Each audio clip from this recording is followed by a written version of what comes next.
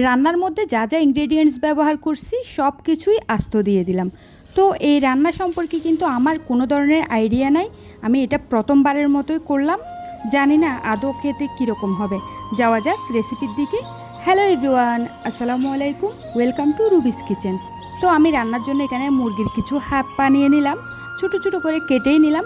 তারপরে কিছু আস্ত আলু দিয়ে দিলাম আস্ত পেঁয়াজ, তাছাড়া দিলাম 2টা আস্ত রসুন, এরপরে 2টা টমেটোও দিয়ে দিলাম কিছু আদা টুকরা করা, আস্ত গরম মশলা দিয়ে দিলাম, তার সাথে 2টা শুকনা মরিচও দিলাম, হলুদের গুঁড়া এবং দিয়ে দিলাম এখানে মরিচের গুঁড়া।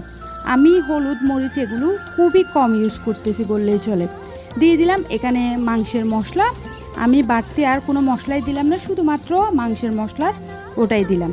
দিয়ে দিলাম পরিমাণ অনুযায়ী লবণ, এরপরে দিয়ে দিচ্ছি কিছু আস্ত জিরা, শাহি জিরা যেটা থাকে ওটাই দিলাম।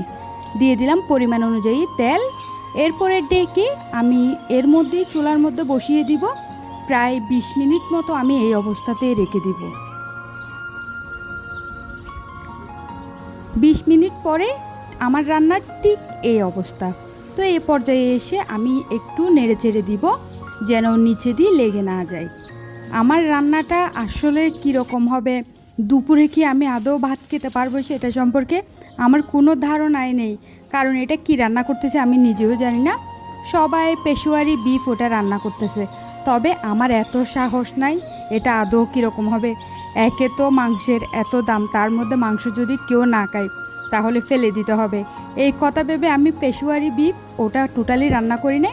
তো আমি আমার মতো করে একটু পাকিস্তানি স্টাইলে করে মুরগির এই হাত পা এগুলোই রান্না করতেছি।